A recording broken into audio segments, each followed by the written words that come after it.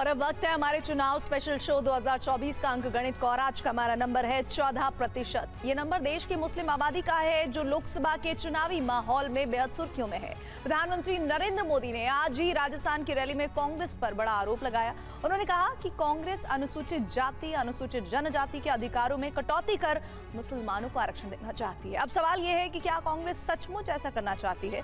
प्रधानमंत्री के मुताबिक कांग्रेस ने 2004 से 2014 के बीच कई दफे मुसलमानों को आरक्षण देने की कोशिश की। ऐसे में सवाल यह भी है कि अगर ये सच है तो फिर कांग्रेस ने कब कब ऐसी कोशिश की? आइए आपको मुस्लिम आरक्षण पर बहस के बीच इस मुद्दे का पूरा चुनावी अंकगणित दिखाते हैं।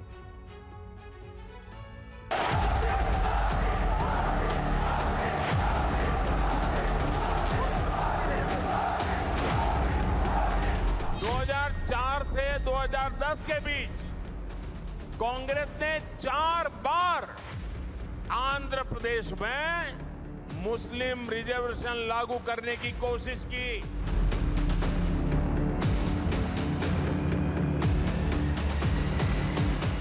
Modi always he criticizes only Congress party, Nehru family.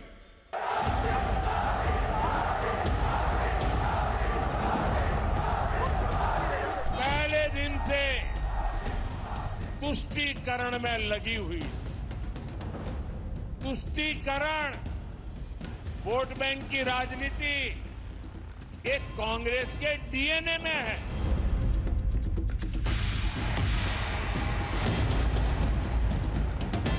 ये हारने वाले लोग हैं जो हार चुके हैं। चुनाव जो हारता है वो कुछ भी करता है, मरता क्या ना करता।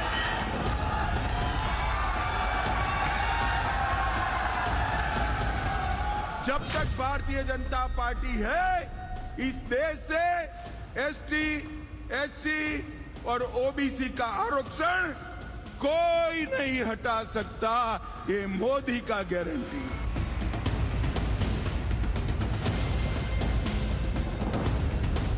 ये क्यों कह रहे हैं कि 2047 तक? क्या ये 2047 तक रहेंगे? वो कैसे है? इनने सोच के रखा है कि हमने कोई इलेक्शन नहीं करना।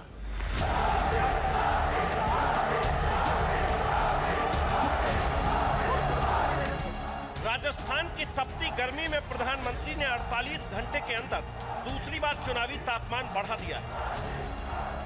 कांग्रेस और इंडिया अलायंस जब सत्ता में था तो ये लोग दलितों, पिछड़ों के आरक्षण में सेंधमारी करके वोट बैंक पॉलिटिक्स के लिए उनकी खास जमात को अलग से आरक्षण देना चाहते थे, जबकि संविधान इसके बिल्कुल खिलाफ है।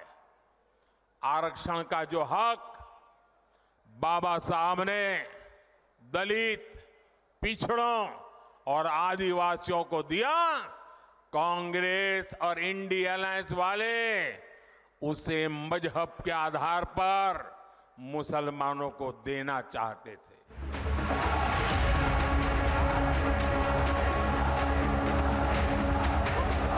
नरेंद्र मोदी ने टोंक सवाई माधोपुर के उनियारा में बांसवाड़ा की रैली में दिए उस बयान को अगला मुकाम दिया, जिसमें उन्होंने कांग्रेस पर लोगों की संपत्ति छीनकर मुसलमानों के देने की कोशिश का आरोप लगाया था। टोंक सवाई माधोपुर में प्रधानमंत्री ने बांसवाड़ा वाली बात दोहराई तो नहीं, लेकिन उसे आगे जरूर बढ़ाया। 1.5 मिनट का भाषण, 90 सेकंड का भाषण, और मैंने कुछ सत्य देश के सामने रखा, और पूरी कांग्रेस और इंडी गठबंधन में ऐसी भगदड़ मची है, ऐसी भगदड़ मची है। मैंने सत्य रखा देश के सामने। कांग्रेस आपकी संपत्ति छीनकर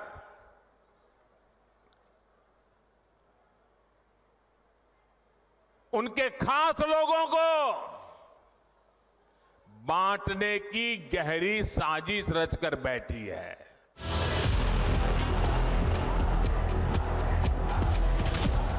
चुनावी माहौल में वोट की राजनीतिक विसात पर नरेंद्र मोदी ने कांग्रेस के जाति दांव का जवाब धर्म वाले नैरेटिव से देने की कोशिश की। 2004 में जैसे ही कांग्रेस की केंद्र में सरकार बनी, उसके सबसे पहले किए गए कामों में था, सबसे पहला काम था चुनाव जीतने के बाद आंध्र प्रदेश में SC ST के रिजर्वेशन में से कमी करके मुसलमानों को रिजर्वेशन देने का प्रयास। ये एक पायलट प्रोजेक्ट था जिसे कांग्रेस पूरे देश में आजमाना चाहती थी।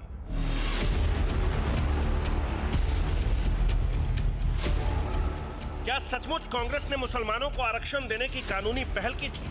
इसका सच और अंकगणित आपको दिखाएंगे। अभी आप प्रधानमंत्री के आरोपों पर कांग्रेस का जवाब सुनिए। He is frustrated, therefore only he is speaking like this.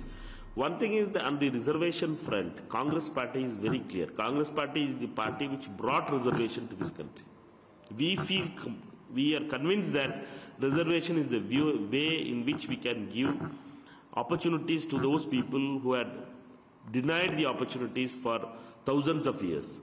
Therefore only the reservation has come into picture, and Congress party for the past 75 years has been implementing the reservation with all challenges. Congress का आरोप है कि BJP चुनाव हार रही है। यही वजह है कि प्रधानमंत्री इस तरह के बेतुके आरोप लगा रहे हैं।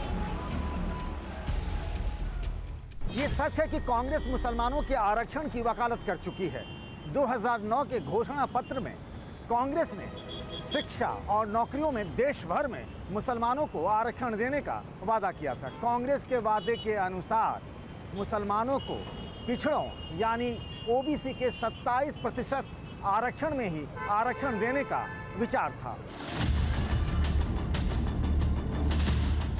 देश के किस किस राज्य में मुसलमानों को आरक्षण हासिल है और धर्म के आधार पर आरक्षण का सियासी अंकगणित क्या है, आपको दिखाएंगे। अभी आप धर्म के आधार पर देश की आबादी का अंकगणित देखिए। 2011 की जनगणना के मुताबिक देश में करीब 80% हिंदू, 14% मुसलमान, 2% ईसाई, 2% सिख और 2% अन्य धर्मों के लोग हैं। जाहिर है 14% आबादी एक बड़ा वोट बैंक भी है। ऐसे में इसे हासिल करने की कोशिश हमेशा से होती रही है, लेकिन विकसित भारत के संकल्प के साथ शुरू हुई 2024 की चुनावी यात्रा में अचानक हिंदू मुसलमान का ऐसा पड़ाव आ गया कि बाकी मुद्दे जैसे पीछे छूटते जा रहे हैं। आलम यह कि प्रधानमंत्री राजस्थान से छत्तीसगढ़ के जांजगीर चांपा पहुंचे तो वहां भी कांग्रेस और तुष्टीकरण का जिक्र करना नहीं भूले। धर्म के नाम पर देश को बांटने वाली कांग्रेस आजादी के बाद भी पहले दिन से तुष्टीकरण में लगी हुई थी। तुष्टीकरण वोट बैंक की राजनीति एक कांग्रेस के डीएनए में है। तुष्टीकरण के लिए कांग्रेस को दलितों, पिछड़ों, आदिवासियों का हक भी छीनना पड़े तो वो 1 सेकंड नहीं लगाएंगे।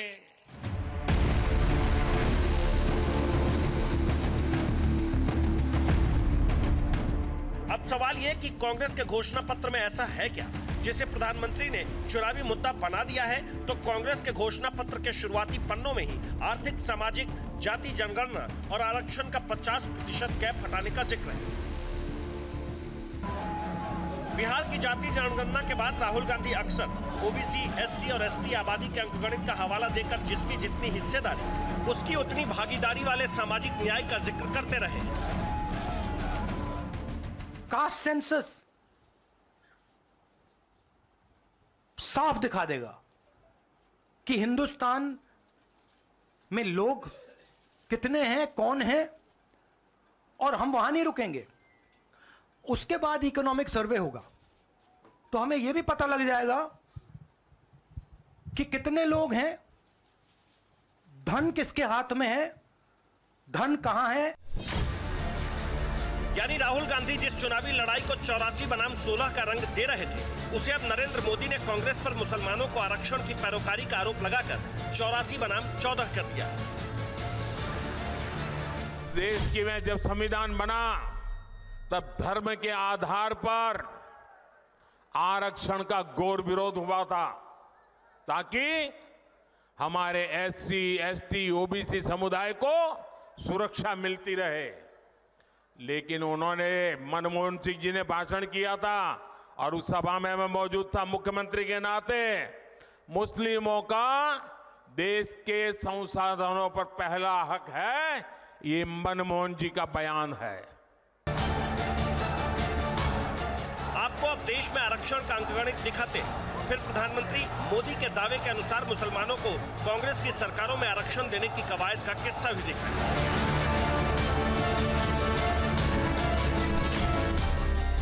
देश में इस वक्त ओबीसी को 27%, एससी को 15%, एसटी को 7.5% और आर्थिक रूप से कमजोर सामान्य वर्ग यानी ईडब्ल्यूएस को 10% आरक्षण मिलता है। इंदिरा साहनी जजमेंट के मुताबिक देश में आरक्षण का दायरा 50% से ज्यादा नहीं हो सकता। दूसरी बात, यह दायरा धार्मिक आधार पर तो बिल्कुल भी नहीं हो सकता। बावजूद इसके देश के कई ऐसे राज्य हैं जहां मुसलमानों को आरक्षण मिला हुआ है, या फिर कुछ ऐसे राज्य हैं जहां मुसलमानों के आरक्षण की बात अदालतों में विचाराधीन है।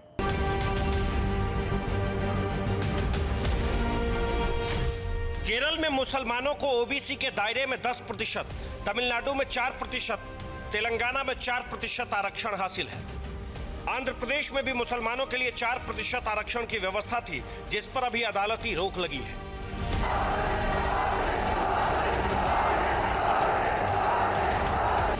प्रधानमंत्री मोदी ने आंध्र प्रदेश में कांग्रेस के शासनकाल में मुसलमानों को आरक्षण की कानूनी पैरोकारी का खास तौर पर जिक्र किया। अविभाजित आंध्र प्रदेश में सबसे पहले अगस्त 1994 में मुसलमानों को 5% आरक्षण देने का फैसला हुआ, लेकिन 1994 और 1999 में यहां कांग्रेस की हार की वजह से यह फैसला लागू नहीं हो सका। 2004 में कांग्रेस ने फिर से आंध्र प्रदेश में 5% मुस्लिम आरक्षण का चुनावी वादा किया। राज्य में कांग्रेस की सरकार बनने के बाद कई लोग मुस्लिम आरक्षण के खिलाफ हाईकोर्ट चले गए। ऐसे में अदालत ने मुस्लिम आरक्षण को 5% से घटाकर 4% करने को कहा। मार्च 2010 में एक पीआईएल पर सुनवाई के बाद सुप्रीम कोर्ट ने आंध्र प्रदेश में मुस्लिम आरक्षण पर रोक लगा दी। उसके बाद यह मामला संविधान पीठ में लंबित है। 2004 में जैसे ही कांग्रेस की केंद्र में सरकार बनी, उसके सबसे पहले किए गए कामों में था, सबसे पहला काम था चुनाव जीतने के बाद आंध्र प्रदेश में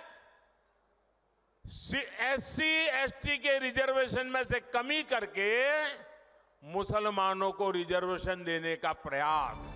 ये सच है कि आंध्र प्रदेश ही नहीं, केंद्र से भी कांग्रेस ने मुसलमानों को आरक्षण देने की पूरी कोशिश की। अक्टूबर 2004 में सत्ता में आने के बाद कांग्रेस ने राष्ट्रीय धार्मिक और भाषाई अल्पसंख्यक आयोग का गठन किया, जिसे रंगनाथ मिश्रा आयोग के नाम से जाना जाता है। रंगनाथ मिश्रा आयोग ने अपनी रिपोर्ट में मुसलमानों के लिए 10% और दूसरे अल्पसंख्यकों के लिए 5% आरक्षण की सिफारिश की। रंगनाथ मिश्रा आयोग ने वैकल्पिक रास्ते के तौर पर ओबीसी कोटा के अंदर सब कोटा का भी सुझाव दिया। इसके बाद 2009 के चुनाव में कांग्रेस ने देश भर में मुसलमानों के लिए आरक्षण का चुनावी वादा किया। वादे के अनुसार 27% ओबीसी कोटा के अंदर मुसलमानों के लिए सब कोटा का विचार था। 2011 में यूपीए सरकार ने रंगनाथ मिश्रा आयोग की रिपोर्ट के अनुसार ओबीसी कोटा के अंदर मुसलमानों के लिए 6% सब कोटा का प्रस्ताव रखा, जिसे बाद में मंडल कमीशन के फॉर्मूले के मुताबिक 4.5% कर दिया गया। 2012 में यूपी समेत 5 राज्यों के विधानसभा चुनाव से ऐन पहले यूपीए सरकार की यह कवायद विवादों में आ गई, क्योंकि तब चुनाव आयोग ने सरकार से 5 राज्यों के चुनाव खत्म होने तक मुस्लिम आरक्षण लागू नहीं करने को कहा। इसे लेकर तब तत्कालीन अल्पसंख्यक कल्याण मंत्री सलमान खुर्शीद और मुख्य चुनाव आयुक्त SY कुरैशी में खासा विवाद भी हुआ, क्योंकि खुर्शीद ने यूपी की सत्ता में आने पर मुसलमानों को 9% आरक्षण का वादा किया था। मई 2012 में आंध्र प्रदेश हाईकोर्ट ने यूपीए सरकार के 4.5% मुस्लिम सब कोटा को रद्द कर दिया। इसके बाद 2014 के लोकसभा चुनाव में कांग्रेस ने अदालत के जरिए अल्पसंख्यक आरक्षण को अमली जामा पहनाने का वादा किया, लेकिन अब 2024 के चुनाव में प्रधानमंत्री मोदी ने इसे लेकर कांग्रेस पर सिलसिलेवार चोट शुरू कर दी है। कांग्रेस पर पहले मुसलमानों में संपत्ति बांटने और अब मुस्लिम आरक्षण की पैरोकारी का आरोप लगाकर प्रधानमंत्री ने विपक्ष पर बड़ी चुनावी चोट की है। ऐसे में सवाल ये कि क्या इससे वो वर्ग कांग्रेस के खिलाफ और बीजेपी के पक्ष में लामबंद हो जाएंगे जो ओबीसी, एससी और एसटी आरक्षण के लाभार्थी हैं। कांग्रेस मुस्लिम आरक्षण की हिमायत करती रही है तो बीजेपी ने मार्च 2023 में कर्नाटक में 4% मुस्लिम आरक्षण को खत्म कर इसे राज्य के 2 बड़े वर्ग लिंगायत और वोक्कालिगा में बांट दिया। साल 2023 में भारतीय जनता पार्टी ने कर्नाटक विधानसभा चुनाव से ठीक पहले मुस्लिम आरक्षण जो 4% था उसको खत्म कर दिया। इसके बावजूद भी भारतीय जनता पार्टी चुनाव हार गई। वहीं कांग्रेस जब सरकार में आई तो उन्होंने दोबारा से मुस्लिमों को आरक्षण देने के लिए पूरे प्रदेश के मुसलमानों को ओबीसी कैटेगरी में डाल दिया, जिसका राष्ट्रीय पिछड़ा आयोग ने कड़ा ऐतराज जताया है और विरोध भी किया है। इसमें कोई शक नहीं कि पूरा मामला वोट का है। ऐसे में विपक्षी गठबंधन भी प्रधानमंत्री पर जवाबी चोट करने से गुरेज नहीं कर रहा है। बीजेपी से कुछ भी उम्मीद कर सकते हो, अरे हारने वाला पहलवान क्या नहीं करता, कभी कान काट लेता है, कभी नोचता है, कपड़े फाड़ देता है। ये हारने वाले लोग हैं जो हार चुके हैं। अरे अब ईडी, सीएमए, इनकम टैक्स का जवाब जनता वोट से दे रही है। चुनाव जो हारता है वो कुछ भी करता है, मरता क्या ना करता। अब सवाल तो ये कि मुस्लिम आरक्षण को लेकर कांग्रेस पर प्रधानमंत्री के चुनावी हमले से वोट का ध्रुवीकरण होगा। क्या इससे राहुल गांधी का जाति दांव नाकाम हो जाएगा? अब सारी पॉलिटिकल पार्टीज के, चाहे वो सत्ता पक्ष हो चाहे विपक्ष हो, चुनाव जैसे जैसे नजदीक आता है, वोटिंग जैसे शुरू होती है, सबका ये होता है कि वोट किसी भी कीमत पर, और फिर उसमें वो तमाम सिद्धांत और तमाम अपने वादे भूल जाते हैं कि ये समाज के लिए घातक होगा नहीं होगा। सिर्फ एक चिंता होती वोट की, वही कांग्रेस पार्टी कर रही है और वही बीजेपी कर रही है। अभी सिर्फ आकलन का अंकगणित पेश किया जा सकता है। जाति और धर्म की सियासत में चुनावी लाभ का आरक्षण किसे मिलता है, इसका सटीक नतीजा 4 जून को ही सामने आ पाएगा। Bureau report, TV9 Bharatvarsh.